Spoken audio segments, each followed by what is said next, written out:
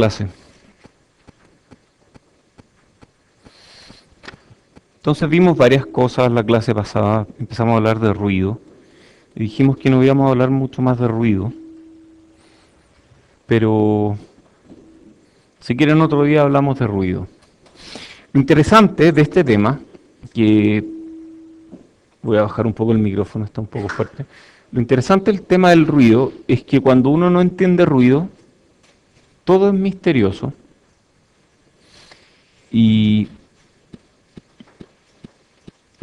voy a ponerles un ejemplo. Voy a ponerles un ejemplo muy sencillo. Cuando uno no entiende ruido, a veces en la vida a ustedes les dicen, mira, hazte una referencia de voltaje. Y ustedes hacen esta referencia de voltaje. Ahí tienen un voltaje. Y ustedes les dicen, bueno, yo quiero que esa referencia no sea ruidosa, asumiendo que VDD es perfecto. ¿Cómo hacen que esta referencia no sea ruidosa? Lo que tienen que hacer es agregarle una capacitancia. Entender de qué tamaño es esa capacitancia, por ejemplo, es súper fácil cuando uno sabe un par de ecuaciones de ruido.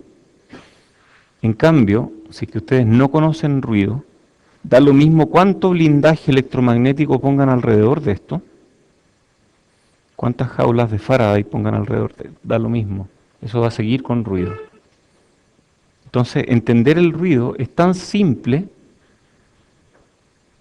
o hace que cosas que de otra forma no podrían resolver sean tan simples que vale la pena entenderlo un poco más allá de simplemente decir con blindaje yo elimino todo el ruido.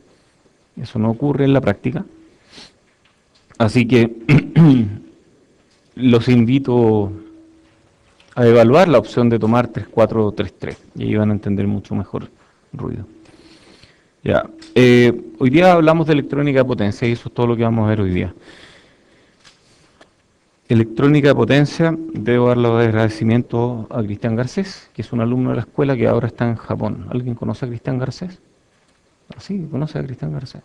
¿Será el mismo que está en Japón? Sí, allá. Él me ayudó con estas láminas como en el 2011 más o menos. Tiene una muy buena voluntad. Entonces, la electrónica de potencia es la disciplina que se enfoca en el estudio, ¿cierto? Estudiar algo, entender cómo funciona y desarrollo, o sea, implementación de circuitos que permiten el control, manejo y conversión de la potencia eléctrica. O sea, habla de potencia, no habla de señales. Entre distintas formas de corriente de la forma más eficiente posible. O sea, a veces hay voltaje alto que queremos bajar. Entonces, lo típico que sabemos hacer nosotros en electrónica es, ya, yo tengo un voltaje 12 volts, quiero un voltaje de 5 volts acá, entonces aplico un 7805 y con eso estoy listo. El problema del 7805 es que consume mucho voltaje. O sea, aquí se come 7 volts. Por lo tanto, si está circulando mucha corriente, disipa mucha potencia. Eso ustedes ya lo saben. De hecho, ustedes en la I3, creo, o en la I2, tuvieron que calcular cuánto disipa el 7805. Entonces, lo ideal sería algo que no disipe voltaje. Lo ideal sería, por ejemplo, un circuito que aquí tome, este es un circuito de potencia, donde, no sé, yo quiero bajar de 12 volts a 6 volts. Esa es una corriente, esto es tierra. Entonces, si esto consume 6 volts a 1 amper, yo esperaría que aquí esté entregando 12 volts a ¿cuántos amperes? A medio amper.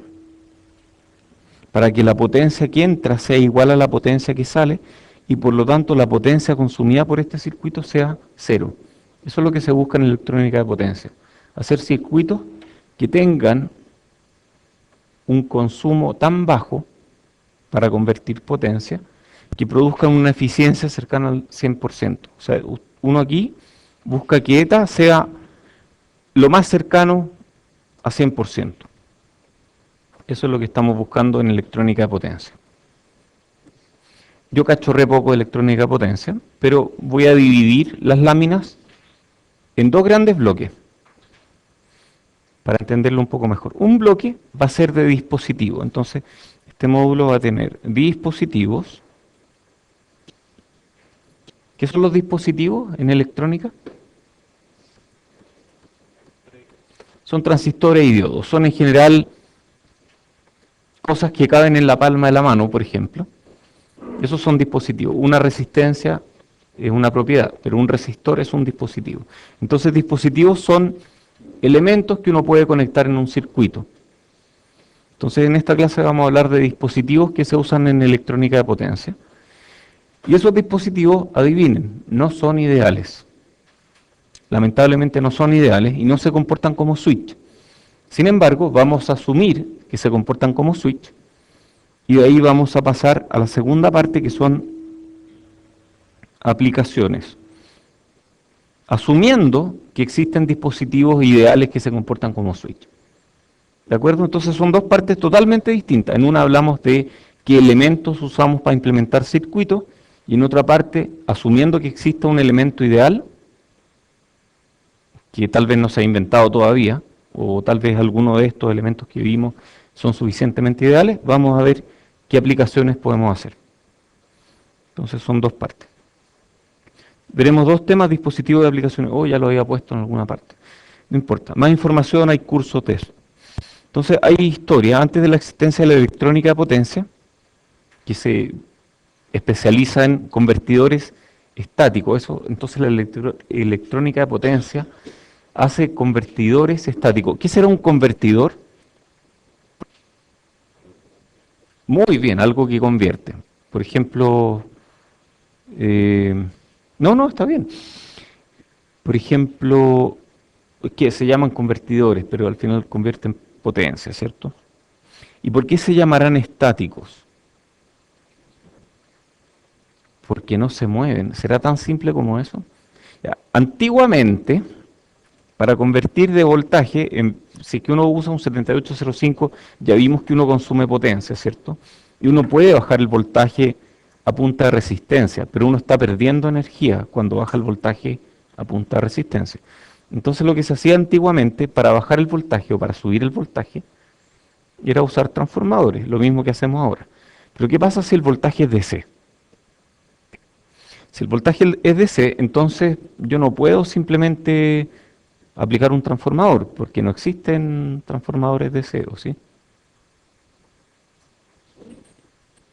Había un profe aquí que para agarrar para el fideo a ayudantes y alumnos, solía decir: ya, anda a buscarme anda para abajo y anda a buscarme el transformador de corriente continua.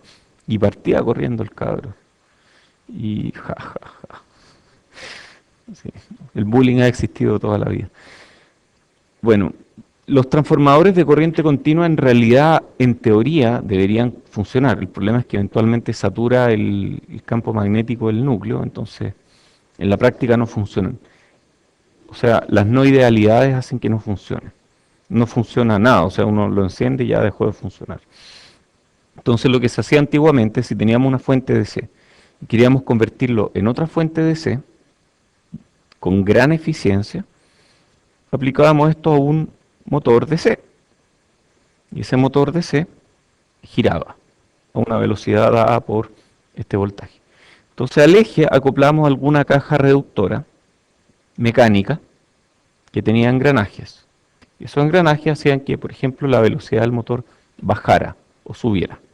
Si yo subo la velocidad, ¿qué pierdo? Torque.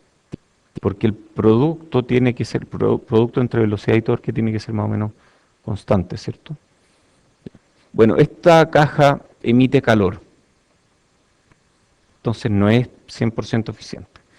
Luego de eso lo acoplamos a un motor DC, por ejemplo, igual al otro, pero que en este caso actúa como generador.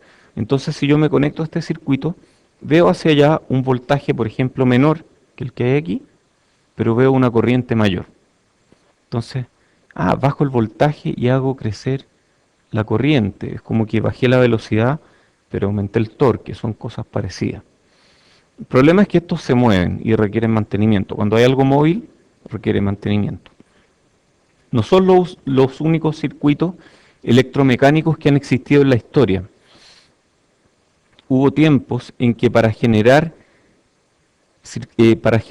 señales de radiofrecuencia se hacía girar algo a muy alta velocidad, algo muy grande girando a muchas RPM. Actualmente ya no se hace, por suerte que crecimos. Pero bueno, lo mismo aquí, lo mismo en electrónica de potencia. Antiguamente, y esto todavía se usa, ¿eh? Así como está, tal cual este esquema, se usa bastante, de hecho, se usa harto.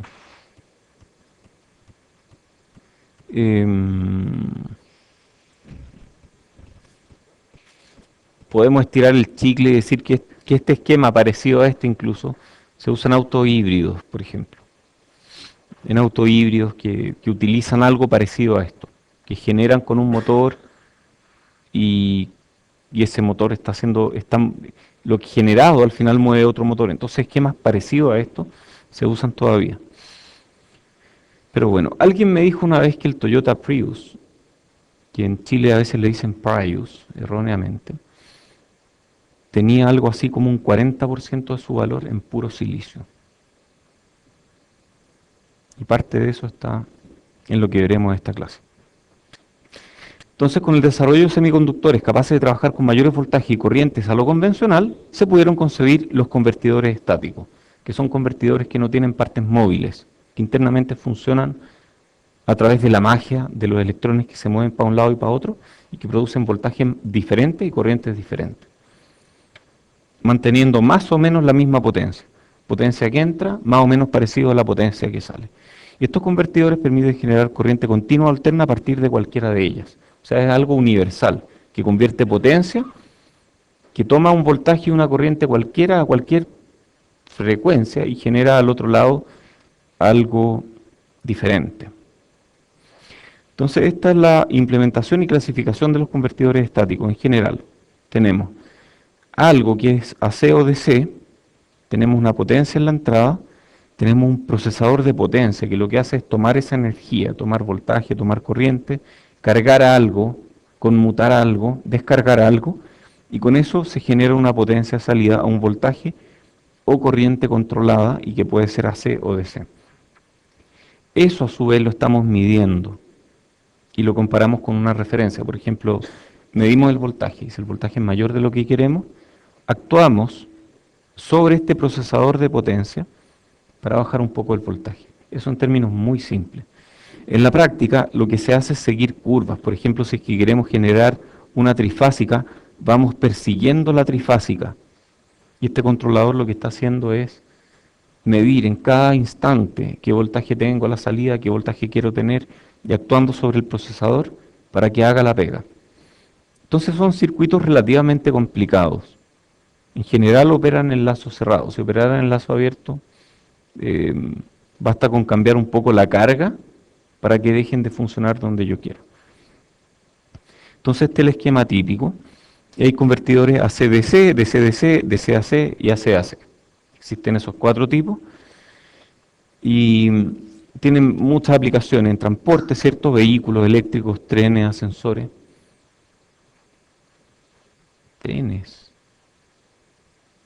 Trenes eléctricos, qué entretenido. Sí, no sé por qué los nerds tenemos una apreciación especial por los trenes, no sé por qué, pero ocurre. ¿Ah? Es terrible, no sé por qué. Y en Chile no tenemos cultura de trenes, entonces ahora viene el comentario político. Parece que hubo gente que invirtió en trenes en algún momento y compraron unos trenes usados españoles que no sirven para nada, lo cual es ridículo, es realmente ridículo, porque ustedes se han fijado la forma de Chile o no, la razón de aspecto que tiene Chile, que es largo y angosto. Yo tenía una amiga mexicana que me decía, oye, si duermen de lado, ¿cómo es que no se mojan los pies? Y me hacía bullying con eso. Si esto es Chile y dormimos de lado, ¿cómo no nos mojamos los pies?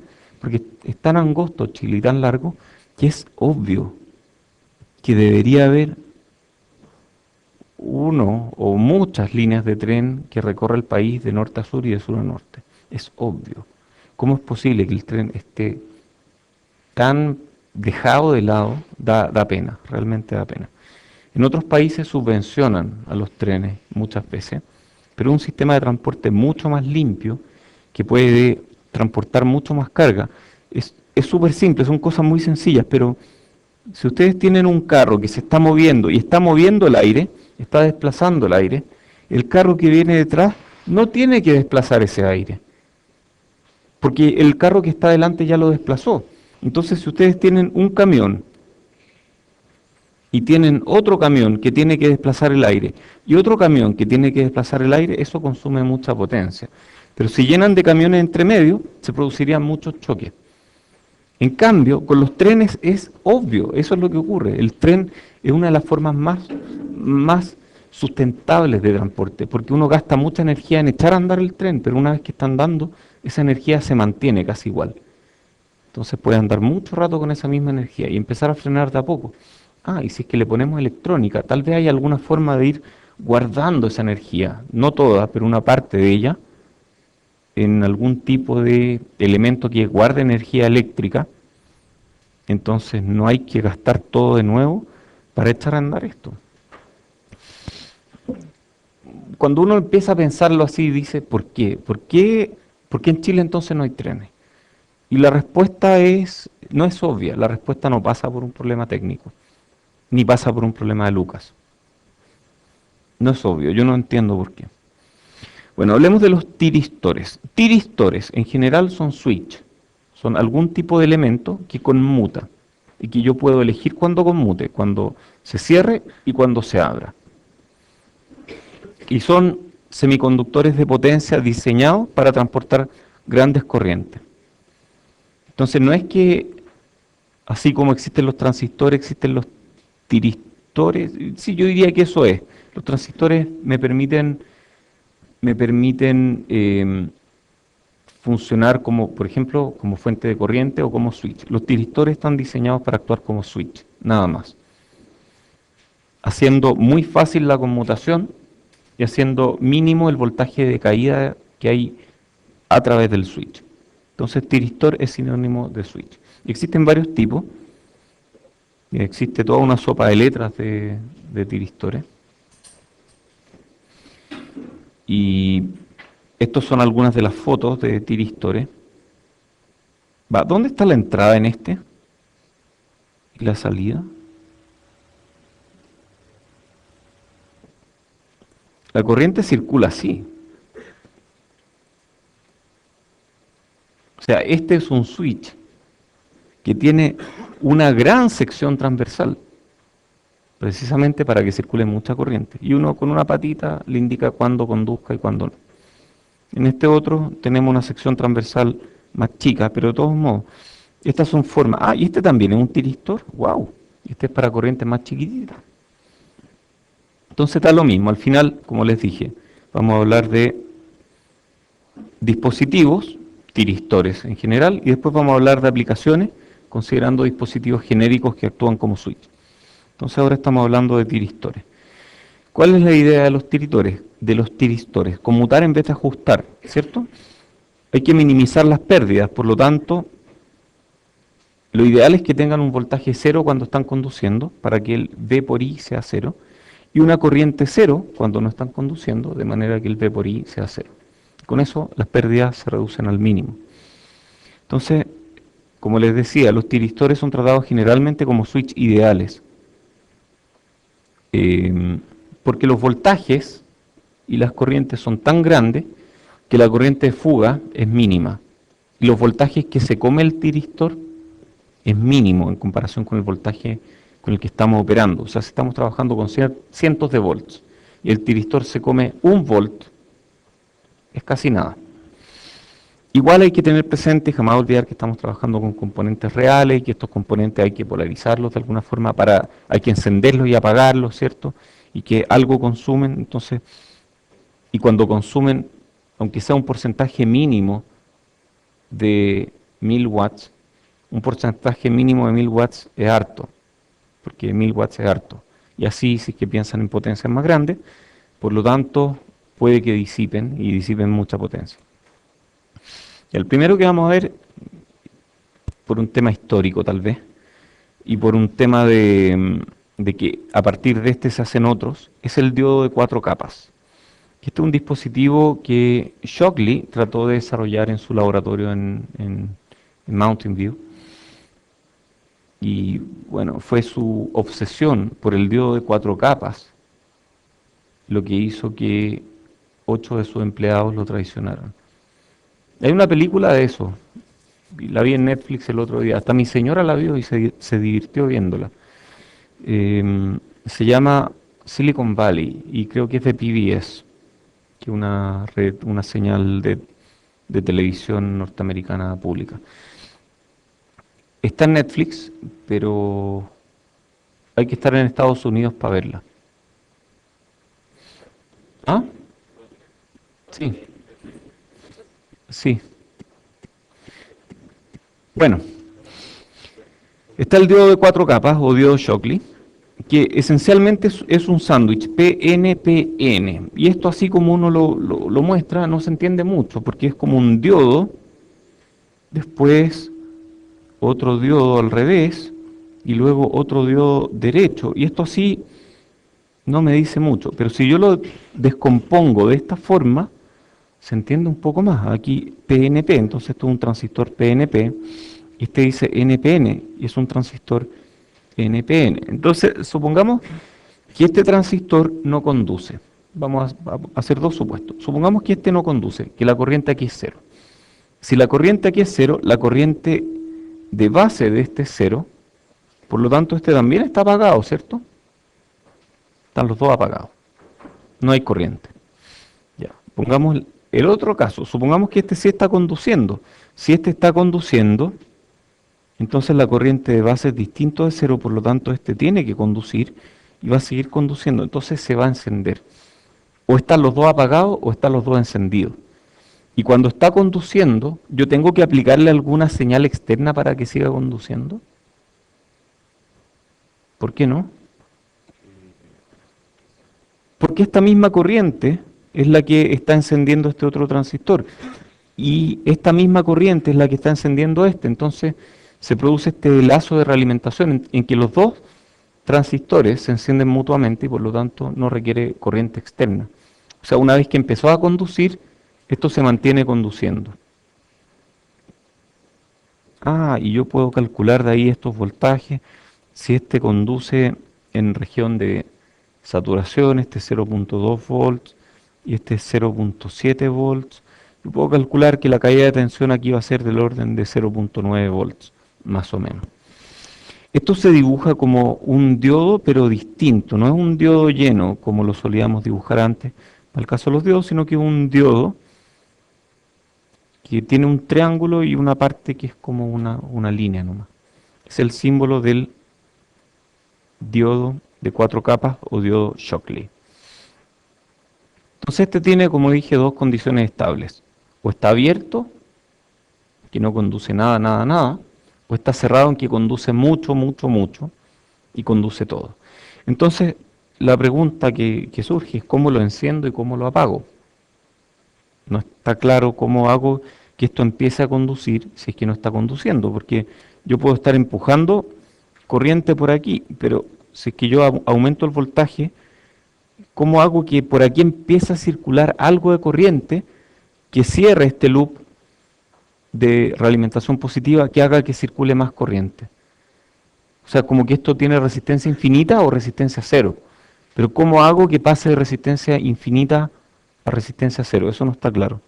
Entonces vamos a ver esta lámina. Existen varios conceptos aquí. Esto se parece a un diodo, es parecido a la curva del diodo, VI, perfecto, se parece a la curva del diodo. Es como si tuviera que vencer dos diodos o algo así. Pero, a ver, esta es la forma en que funciona. Si es que yo excedo este voltaje V sub B, que es tensión de cebado, es el nombre en español, cuando excedo ese voltaje V sub B, el diodo de 4 capas pasa de esta curva que es planita, es súper horizontal, o sea, tiene una resistencia muy grande, esta curva que está plana así, pasa instantáneamente a esta otra curva. Entonces, por ejemplo, si yo le aplico un Thevenin, y ese Thevenin no alcanza a llegar a este voltaje de cebado, pero si es que aplico un Thevenin con un voltaje más grande, paso de aquí inmediatamente aquí. Entonces, me cambio de curva. Me cambié de la curva plana a esta curva que es bastante parada. Y estas curvas bien verticales tienen resistencia muy pequeña. Entonces opera como un switch cerrado. Y me muevo en esta curva. Puedo aumentar o disminuir la corriente hasta un mínimo, I sub H. Ese I sub H es la corriente de mantenimiento que me permite mantener encendido este dispositivo. Si yo bajo de la corriente de mantenimiento, adivinen, me voy a la otra curva, a la curva original, y esto se apaga. Esa es una forma muy básica en que esto funciona. Si quieren saber más detalles, recomiendo mirar hojas de datos. Yo nunca he usado uno de estos dispositivos. Una vez hice que un alumno usara uno de esos y funcionó impecablemente, pero y con eso se ahorró algunas compuertas lógicas, porque no tenía que tener un estado, no tenía que guardar el estado de un circuito usando una compuerta lógica. Esto guarda el estado, está conduciendo o no está conduciendo, esos son dos estados posibles. Entonces esto de alguna forma casi que tiene memoria en sí mismo. Si estaba conduciendo antes, va a seguir conduciendo hasta que yo lo apague. Bueno, de ahí se pasó a otro dispositivo que es el SCR, que es súper parecido al diodo de 4 capas, pero tiene un tercer terminal. Entonces volvamos atrás, este tiene dos terminales nomás. Y si yo aplico un voltaje suficientemente grande, empieza a conducir. Y si yo aplico una corriente suficientemente chica, deja de conducir. Pasamos entonces al SCR, que es parecido, pero tiene un tercer terminal. Y yo en ese tercer terminal puedo inyectar una corriente de disparo y subjeté. Y esa corriente de disparo tiene que estar a un voltaje de disparo dado B sub GT. Y luego, cuando yo aplico esta corriente de disparo, este circuito se enciende y comienza a conducir. Y deja de conducir cuando paso por un nivel bajo la corriente de mantenimiento. Recuerden, corriente de mantenimiento esta. Si yo bajo la corriente de mantenimiento, este dispositivo se apaga y no vuelve a conducir hasta que yo nuevamente le aplico una corriente de disparo. Entonces ese es el SCR, por Silicon Controlled Rectifier, o rectificador de silicio controlado. No es que el silicio esté controlado, el rectificador está controlado. Entonces esta es la curva típica.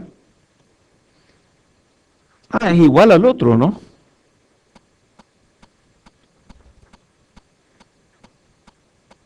¿Cuál es la diferencia con el otro?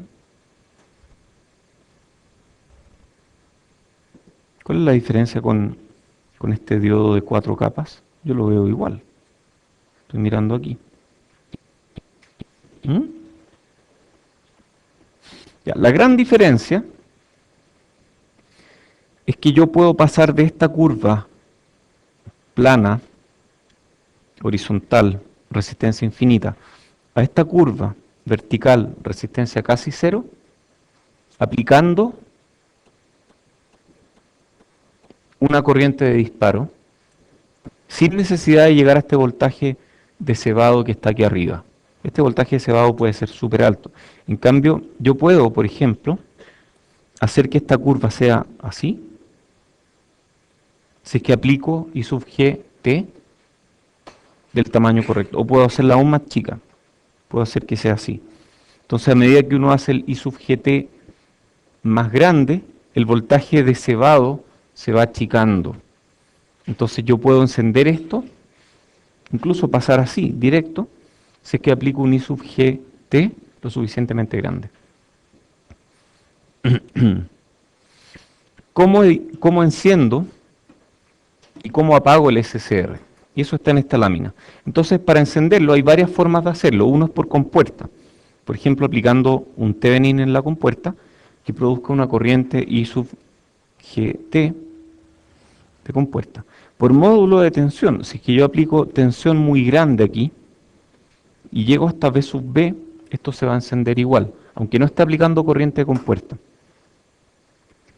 Por gradiente de tensión es posible encender esto simplemente aplicando un gradiente de voltaje muy grande. Por radiación, uno también puede encender circuitos por radiación o por temperatura.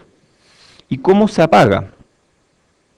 Bueno, lo que tengo que hacer para apagar un SCR es, ¿cómo lo apago según esta curva?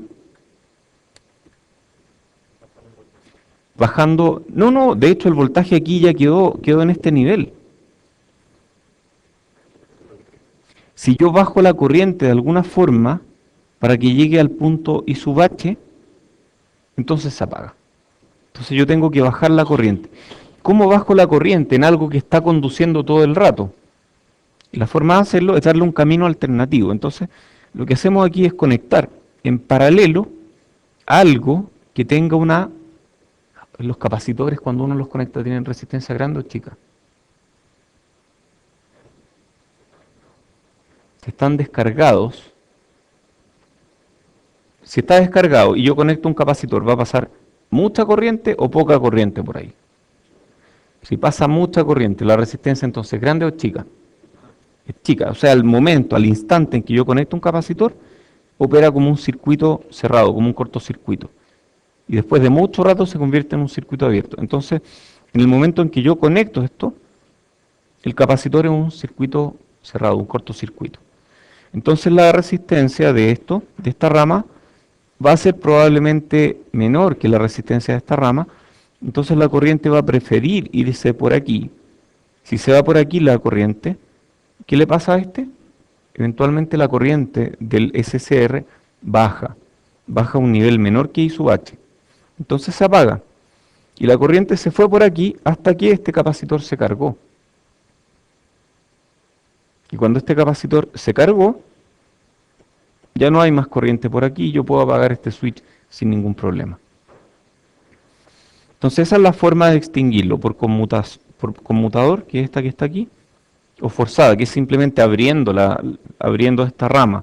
El problema de abrir esta rama es que no es gradual el bajar esa corriente y puede producir arco aquí.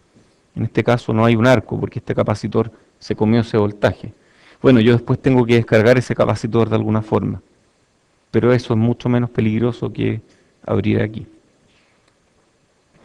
¿De acuerdo? ¿Preguntas de esto? DIAC. Un DIAC es un diodo para corriente alterna.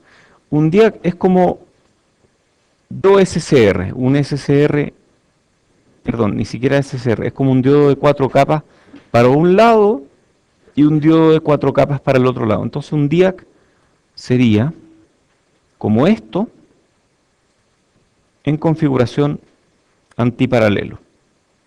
No, lo dibujé pésimo. Ahí sí. Configuración antiparalelo. Eso es un DIAC. Entonces el DIAC es lo mismo que el diodo de 4 capas, pero uno puesto al lado del otro. Entonces uno puede hacer que conduzca hacia un lado, excediendo un voltaje, y que conduzca hacia el otro lado, excediendo el voltaje, pero en negativo.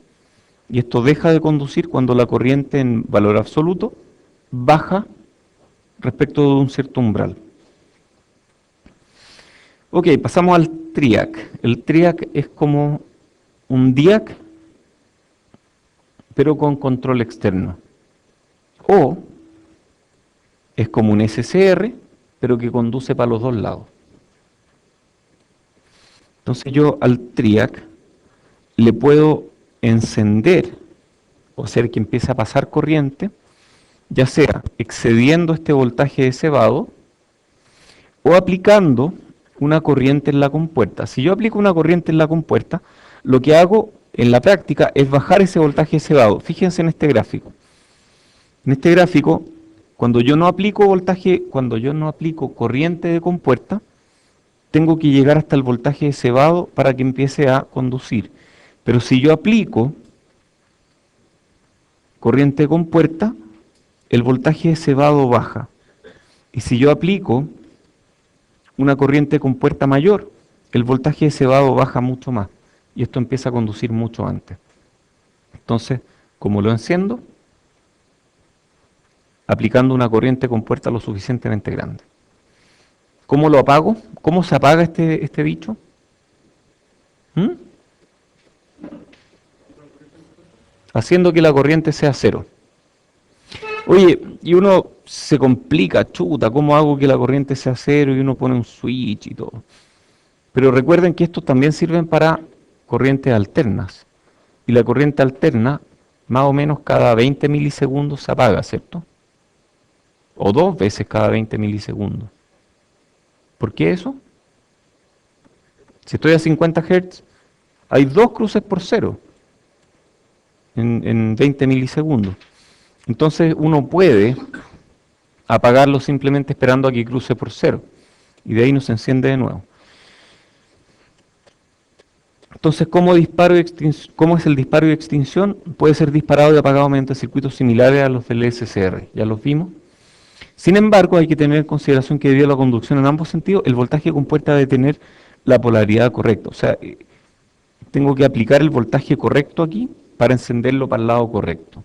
Porque si aplico el voltaje en el sentido inverso y la corriente en el sentido inverso, no lo voy a encender, sino que lo voy a mantener apagado. Detalles de esto, hojas de datos. GTO, Gate Turn Off. Es un tiristor que tiene un Gate Turn Off. ¿Qué será Gate Turn Off? Que yo puedo apagarlo aplicando algún voltaje o corriente en la compuerta. Entonces es idéntico al SCR, o sea, conduce para un solo lado, pero además permite su extinción mediante un pulso de tensión inverso entre compuerta y cátodo.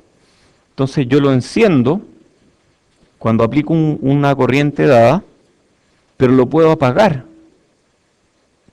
aplicando una corriente dada en el sentido inverso. Ese es el GTO.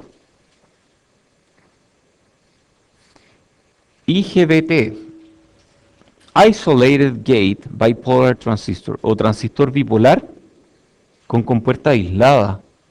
Esto es como un híbrido, uy, qué cochina, entre un MOSFET y un BJT. Uf, porque tiene esta parte del MOSFET y esta parte del BJT, ¿cierto? Es como un híbrido. Y tiene el típico diodo flyback aquí. Oye, entonces este de aquí uno lo puede encender y apagar, pero ¿qué gracia tendría respecto del GTO? ¿Qué gracia tiene el IGBT respecto del GTO?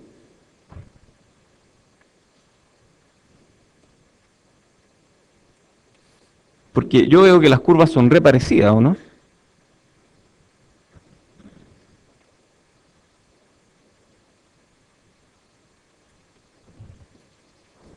¿Qué gracia tiene?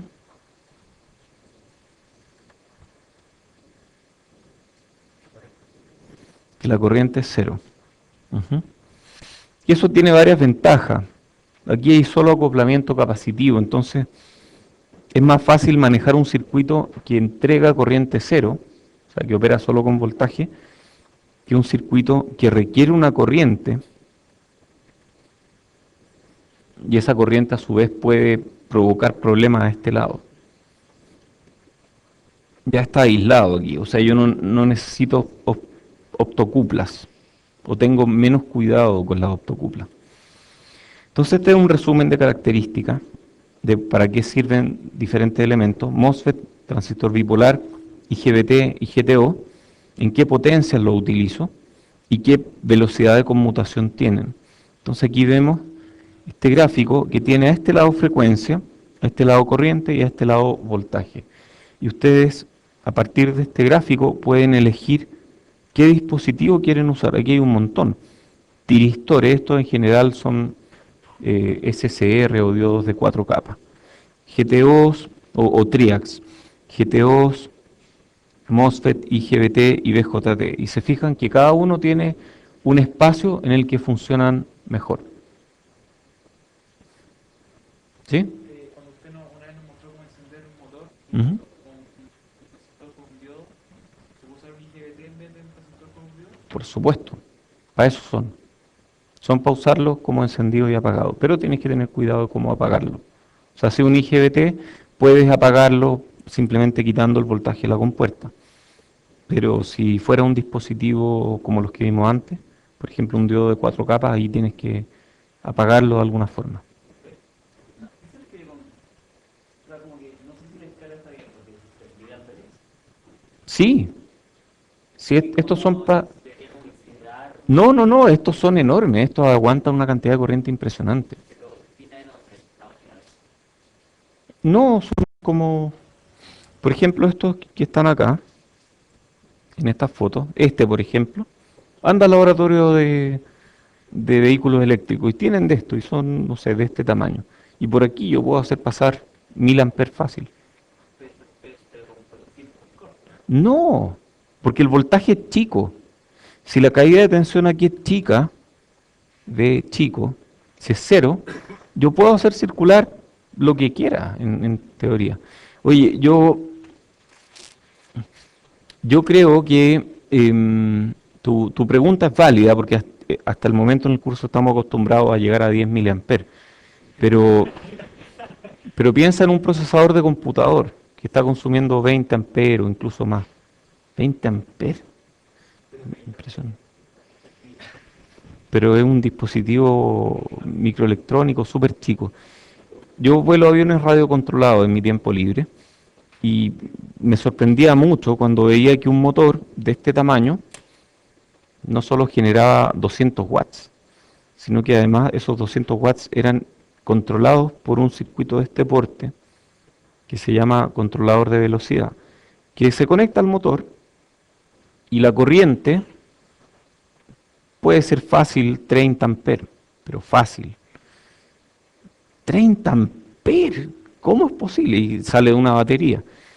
Y uno mira el circuito y en realidad es chico, es realmente chico y se calienta poco, o sea, es súper eficiente, está bien hecho, de manera de poder traspasar 30, 50, 80 amperes a través de un circuito de este tamaño. Llama mucho la atención, o sea, si uno maneja un poco órdenes de magnitud, da un poco de nervio, ¿eh? Es mucha, mucha potencia. Ok, entonces estábamos en esta figura. Este es más o menos un espacio en el que ustedes pueden operar con diferentes dispositivos. Oye, sin ir más lejos, ¿se han subido al metro? ¿Sí? Ya, describan su experiencia. Hay dos tipos de carro, o tres, pero ya hay más o menos dos tipos de carro, porque hay otro que se parece al primero, así que da lo mismo. Uno en que uno se sube y empieza a andar, y otro en que uno se sube y empieza a andar haciendo este sonido. O algo parecido a eso, ¿o no? Y después sigue con ese, de acuerdo. Bueno, ¿se han preguntado por qué suena así? ¿Y se han respondido por qué suena así? ¿Por qué suena así? Yo también me lo pregunté y lo busqué, era porque el sistema que está súper espacial, ¿cierto? Capacidad de ese ruido para manejar la frecuencia. Exactamente, tiene que ver con eso. Pero si te fijas la frecuencia fija, y después sube. Entonces, durante ese rato de frecuencia fija, igual está acelerando el tren. Entonces, en realidad está conmutando. Es una PWM al final, que tiene esa frecuencia de... Ah, una PWM, o sea, se usan PWM, efectivamente. Y estos de radio control también usan una PWM que funciona a 8 kHz. 8 kHz es frecuencia audible, ¿o no? Sí, o sea, uno lo escucha. Escucha, es más o menos ahí los 8 kilos. Ah, entonces esto que estamos viendo tiene aplicaciones prácticas reales. Hay trenes que funcionan con este sistema. ¿Y los trenes consumirán harto ampero o poquito ampero? Mucho, ¿cierto? Mucho, mucho, mucho ampero. De hecho, en Japón entiendo, hasta hace poco, no sé si todavía existirá ese problema, que había redes de 50 Hz y redes de 60 Hz, coexistiendo en un mismo país.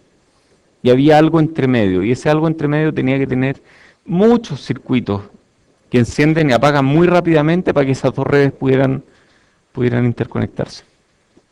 Entonces la electrónica de potencia tiene aplicaciones notables, ¿ah? De hecho, por ejemplo, en algunas partes, o sea, creo que en Japón y en Francia, muchos trenes tienen frenado regenerativo. Ujú.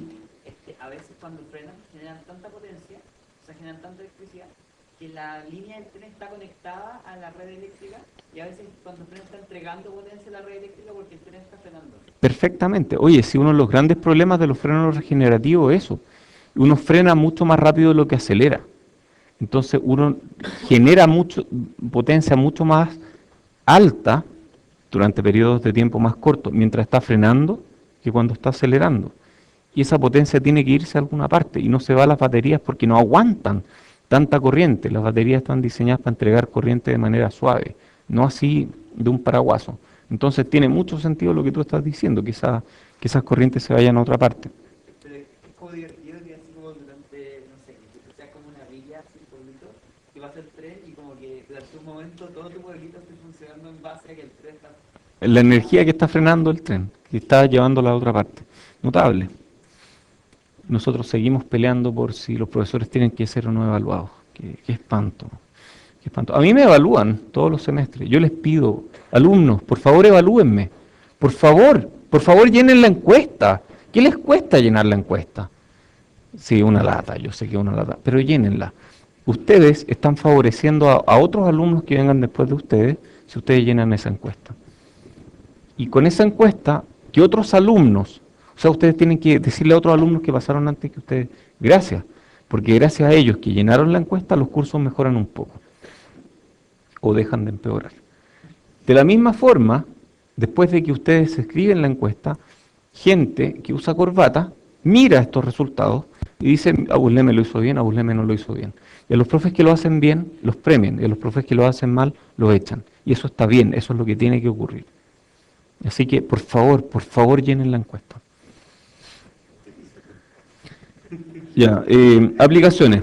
Circuitos de rectificación AC/DC. Son circuitos que permiten convertir una corriente alterna, bidireccional, en una corriente continua unidireccional. Perfecto. Es como un rectificador, ya habíamos hablado de eso. Hay configuraciones monofásicas con diodo y SCR. Los con diodos los conocemos, los con SCR no los conocemos. Trifásicas con diodo SCR, GTO y IGBT. O sea, existe todo un zoológico de estas cosas. Y dependiendo del semiconductor utilizado, se puede permitir el control de voltaje de salida. O sea, yo podría hacer que el voltaje sea alto o sea no tan alto, dependiendo si puedo controlar o no el encendido y apagado. Entonces, este es un caso típico. Rectificación monofásica convencional, tengo un voltaje de entrada, donde estoy graficando esta área en verde. Media onda, este ya lo conocen. Onda completa ya lo conocen. Y este con onda completa con un tap central o derivación central, también lo conocen. Bueno, esto mismo se puede hacer con dispositivos cuyo encendido yo puedo controlar. Entonces aquí está el rectificador de media onda con SCR, donde yo, aplicando algún pulso al SCR, puedo elegir en qué momento lo enciendo. Si este es el voltaje de entrada y yo enciendo el SCR aquí le aplico el pulso. Entonces el SCR me entrega toda esa área es V por tiempo. Y si yo multiplico por I, de alguna forma me da energía es como potencia por tiempo. O sea, de alguna forma esto tiene que ver con la energía, ¿cierto? Entonces la energía que yo estoy transfiriendo por unidad de tiempo se relaciona con en qué momento del ciclo yo enciendo el SCR. Entonces yo puedo controlar la energía, de alguna forma yo puedo poner una estufa, por ejemplo, y decirle a la estufa en qué momento del ciclo se enciende y en qué momento se apaga. Y puedo hacer lo mismo para un rectificador de onda completa. Dimmer. ¿Conocen lo que es un dimmer o no? Ya, ¿cómo funciona un dimmer? ¿Quién no ha visto un dimmer? Ya, un dimmer Es un circuito que uno pone en la pared que se parece a esto, que tiene un potenciómetro y uno puede ajustar algo con un potenciómetro. ¿Qué se ajusta? Por ejemplo, las luces. Había dimmer en esta sala. Hay quienes le llaman dimers, pero se dice dimmer, no dimer. Entonces es como un control fino de la cantidad de luz que uno genera. Entonces, tal vez la forma más obvia de hacer un dimmer es esta. Tengo 220 volts. Tengo mi ampolleta, que consume mucha potencia, y tengo una resistencia variable, y yo varío esa resistencia. Esa es la forma más obvia. ¿Cuál es el problema de esta forma obvia de hacer un dimmer? Tendría que usar una resistencia del tamaño de esta ampolleta para disipar la cantidad de calor que necesito. Efectivamente, esto disipa mucha energía, demasiada. Los dimmers, en cambio, funcionan de otra forma. Ya, esta es la carga, esta es la ampolleta. Entonces, lo que hacen es encender y apagar estos 220 volts. Y los encienden y lo apagan con este circuito que es ¿cómo le llamábamos a este? Este era el triac, ¿cierto? Era el triac, ¿o no? Sí, el SCR, está el DIAC, este es el triac. Ya, perfecto. Entonces yo, aplicando el impulso de corriente en el momento correcto, le digo a este gallo, oye, empieza a conducir ahora. Entonces, por ejemplo, aquí viene el voltaje de entrada. ¿Y para qué servirá esto que está acá? ¿Cuántos polos tiene este circuito?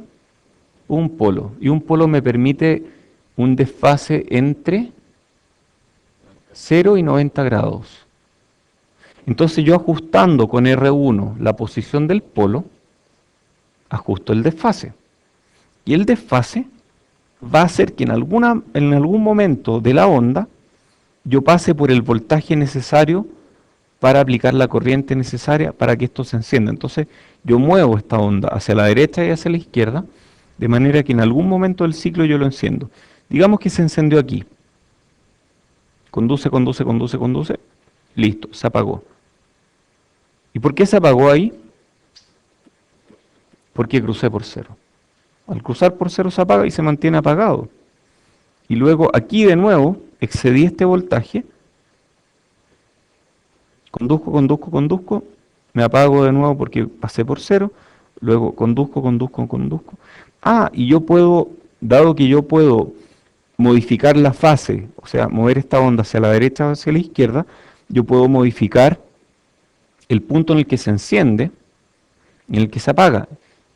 Entonces yo puedo elegir qué potencia quiero a la salida, encendiendo y apagando rápidamente.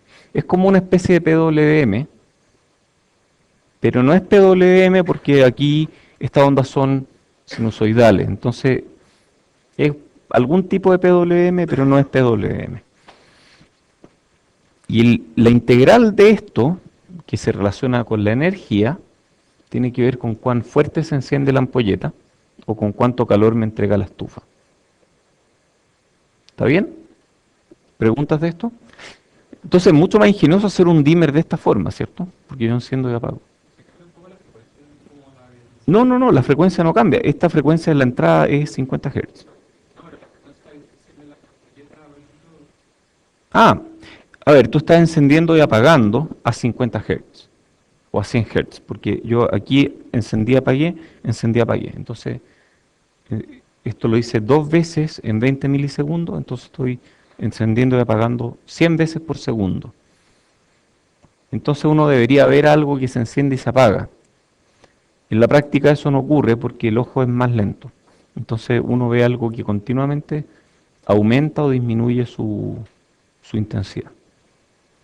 ¿De acuerdo? Si uno pone un fotodiodo y uno ve la salida del fotodiodo, uno efectivamente ve algo que se enciende y se apaga. Y lo estamos viendo ahora, o sea, con esta ampolleta, esas ampolletas se están encendiendo y apagando 100 veces por segundo. El problema es que no lo vemos porque hay dos efectos. Uno, que el ojo no es tan rápido, y dos, que la ampolleta no se alcanza a enfriar del ciclo anterior cuando se empieza a calentar de nuevo por el ciclo que viene. Entonces se enciende y se apaga tan rápido que mantiene una temperatura más o menos constante, y la longitud de onda o el espectro de emisión depende de la temperatura, de acuerdo a radiación de cuerpo negro, por lo tanto uno lo ve más o menos de un solo color. Pero si uno agarra algo y lo enciende y lo apaga rápidamente, uno va a ver que la intensidad puede decrecer. En este caso la intensidad tiene que ver con qué porcentaje de la onda está pintado. Aquí hay otras aplicaciones trifásicas. Uno puede hacer lo mismo con generadores trifásicos, ¿cierto? Aquí tenemos 3 SCR. ¿Y por qué se ponía un inductor aquí? Hay inductores, puente de Gretz, inductor. ¿Por qué ponen inductores aquí? Eso es, para que no varíe mucho la corriente. Recuerden que el inductor se opone a las variaciones de corriente. Entonces, para que la carga reciba una corriente más pareja, se ponen inductores. Ah, y aquí esto se parece a un puente H, pero esto no es un puente H. Es súper parecido, pero no es un puente H. Bueno, esto de aquí es la forma típica en que se convierte de AC a algún voltaje a la salida. Esta es la forma más general y más típica. Y uno puede elegir el momento exacto en el que se encienden y apagan estos IGBTs usando PWM. O sea, uno puede dentro de un ciclo encender y apagar rápidamente. Dentro de un ciclo de la entrada trifásica, uno puede encender y apagar tan rápido. O sea, no hay que esperar hasta el final del ciclo para que se apague. Uno puede encender y apagar dentro de un ciclo. Y con eso controlar de manera muy fina la cantidad de potencia que está siendo entregada a la carga. Entonces estas son aplicaciones, convertidores de DC-DC. Son circuitos que permiten convertir corriente continua desde un nivel de voltaje a otro, siempre conservando la potencia, o sea, con ETA cercano a un 100%. Se basan en transferencia de energía entre la fuente e inductores y capacitores. Entonces cargan algo entre medio, cargan inductores, por ejemplo, y luego los descargan, y con eso la potencia gastada en el circuito mismo es mínima. El elemento conmutador es el transistor y se controla su encendido con PWM. Pero uno puede conmutar con transistores o con IGBT en general o con tiristores. Entonces podemos hablar de tiristores. Permiten reducir, elevar e invertir el voltaje medio aplicado a la onda, modificando el ciclo de trabajo de la onda PWM. Entonces pueden bajar el voltaje. Este es el chopper que baja el voltaje. Está el chopper buck que reduce, el chopper boost que aumenta el voltaje. O sea, yo aquí puedo tener, por ejemplo, 5 volts y aquí voy a tener 12 volts. Yo puedo aumentar el voltaje. Ya pues, wow. Eso. Y está el chopper buck boost.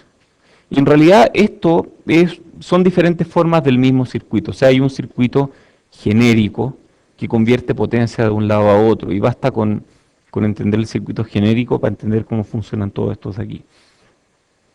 Tal vez el más simple de entender es este, el chopper buck, que reduce el voltaje. Si yo conecto esto, por aquí no circula corriente, por aquí sí circula, entonces digamos que este capacitor es el que hace que el voltaje a la salida sea más o menos plano. Omitámoslo por mientras.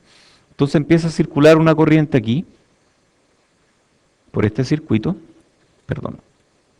empieza a circular una corriente por este circuito, y cuando yo abro este switch, la corriente sigue circulando gracias al inductor, pero se devuelve por aquí. Entonces sube, baja, sube, baja, sube, baja. Y de esa forma yo puedo mantener el voltaje de salida a un nivel más bajo que el voltaje de entrada, conmutando este switch. Y uno puede calcular la constante de tiempo, de cómo esto se va cargando y descargando, y de esa forma uno puede calcular el funcionamiento de este chopper. Lo mismo con este otro, este aumenta el voltaje. Tiene el inductor, al otro lado, perfecto. Y este otro puede hacer de ambos tipos. Basta con cambiar la posición del switch, la posición del diodo y la posición del inductor, y con eso tenemos todas las opciones posibles. Todo esto se ve en el curso de electrónica de potencia. Y se asume que el switch es ideal, porque trabajamos con voltajes tan grandes, que el switch consume muy poco. Aplicaciones DC-DC, fuente de poder switching. Esta es la típica fuente de poder de computador, fuente de potencia. Esta, por ejemplo, es una fuente de switching. Y yo en esta no escucho nada, probablemente porque está arriba de los, no sé, 14 kilos que yo puedo escuchar, pero porque el oído se va degradando con la edad. Pero en general estas fuentes suenan, porque están conmutando, y son eficientes por eso. Yo toco esto y se calienta. Este calor debe ser del orden de 5 watts, más o menos, el calor que yo siento en la fuente. 5 watts. Mientras que está entregando al computador del orden de 70 watts. Entonces igual es súper eficiente, ¿eh? Entonces la etapa de regulación, a ver, usan red, transformador, rectificador y regulador de tensión. Aquí pueden usar un regulador lineal, pero utilizan algo que le baje el voltaje, por ejemplo un rectificador controlado, o incluso usar un regulador switching aquí. O sea, puede ser en dos etapas, puede ser que yo con el rectificador le bajo el voltaje o que lo bajo aquí mismo. Mejoran la eficiencia un montón, pero generan una cantidad de ruido horrible. Y esa cantidad de ruido también se va a la red. Entonces el profesor Sebastián Ríos, que siempre está muy preocupado de la calidad del servicio, mide armónicos en la red, y todos esos armónicos vienen de muchos aparatos como estos funcionando en un desorden absoluto en todo el mundo, ¿sí?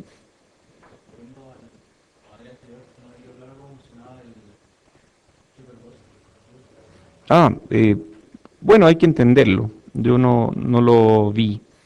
Lo que hace esto es, a ver, lo primero es cargar este inductor. Entonces tú apagas, tú enciendes este switch para cargar este inductor. Entonces imagínate que estás cargando este inductor y lo cargas. Generas mucha corriente aquí.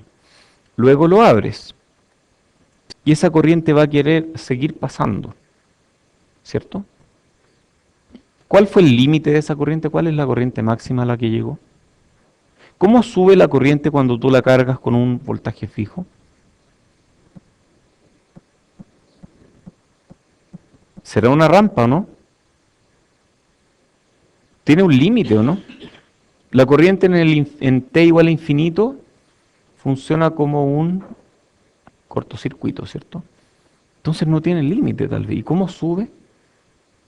Subirá como rampa, ¿no? Si sube como rampa, entonces tal vez yo puedo calcular la tasa a la cual sube. A ver, yo sé que B, que es constante en este caso, igual, ¿cómo es la ecuación? Que se me olvida. Es L por DI a DT. ¿Todos saben esta o no? ¿Alguien no se la sabe? ¿Para mandarlo de vuelta a circuito? No, tienen que sabérsela. Y si no se la saben, la pueden deducir fácilmente. ¿Cómo? Ahí está. Con eso sale al tiro.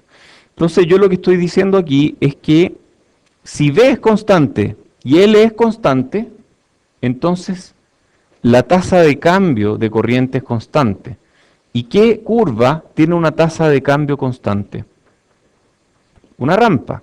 Una rampa sube con una tasa constante. Entonces, la corriente en el tiempo va a ser algo así, donde esta pendiente es V partido por L.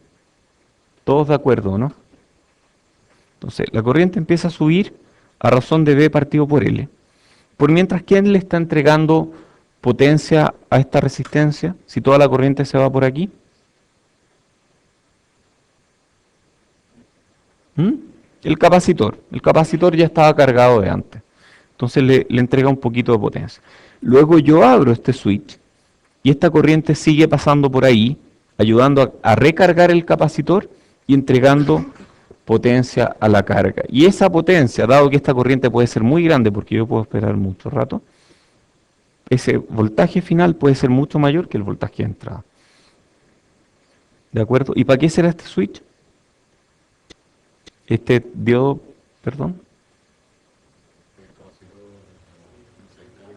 Para que no se descargue hacia otro lado, para que todo ocurra en esa dirección. ¿De acuerdo? Entonces, este circuito así como está, eleva el voltaje. Si uno enciende y apaga con la frecuencia correcta, uno puede hacer que el voltaje suba. ¿Y cómo se determina la frecuencia correcta? Volvamos bien atrás. Con un controlador. Uno va midiendo el voltaje de salida y dice, oye, dale más PWM o más ciclo de trabajo para que el voltaje suba. ¿De acuerdo?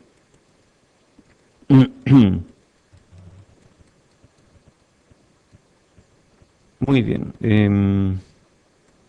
Sí, ya habíamos llegado aquí. Entonces, hay convertidores de C a C. Son conocidos como inversores. Muchos tienen inversores en el auto, por ejemplo. El auto tiene un inversor. Y más allá de eso, uno le puede poner un inversor al auto y generar 220 a partir de 12 volts. ¿Alguien tiene uno de esos o no? ¿O alguien ha visto uno de esos aparatos? Que uno enchufa a la salida para encender cigarro. No lo había pensado, pero tal vez esa es la única ventaja de los cigarros en el mundo. Yo llevo tiempo tratando de encontrarle algo bueno a los cigarros y tal vez lo bueno es que todos los autos traen uno de esos. O sea, uno, ya, lo que es que ya no los venden Como encendedores, sí. ahora los venden como... Power outlet, sí. Notable, nunca había pensado en algo bueno de los cigarros. Sí, wow, increíble, ya. Se imaginarán, yo no humeo, o fumo, como le llaman. Entonces uno enchufa este rectificador, que es un aparato que genera 220 volts alterno a partir de los 12 volts continuos del auto. Qué notable. Oye, ¿sabían que el cigarro es radiactivo? ¿Alguien tiene un contador Geiger en su casa? En eBay. Sí, uno puede hacer uno, ¿ah? Yo no tengo, pero cuando tenga uno lo voy a poner frente a un plátano, que es de lo más radiactivo de comida que uno puede comer, y frente a un cigarro, que es mucho peor que el plátano en términos de radiactividad. Emite partículas alfa, es bastante nocivo. Ya. Oye, si no me creen, busquen en la web. La web dice puras verdades. Sí, eso no lo filtra ahí. No hay contadores que hay acá en el departamento En eléctrica no hay, en física hay, pero, y de hecho estamos comprando otro en física para el laboratorio que estamos armando, y adivinen cuál va a ser el primer experimento que voy a hacer yo cuando tenga uno frente. Tiene un plátano. Exactamente.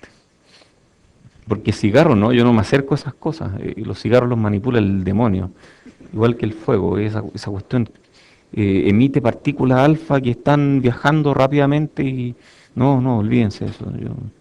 Partículas alfa son mucho peores dentro del cuerpo que fuera del cuerpo. Son venenosas y es terrible. ¿Ah?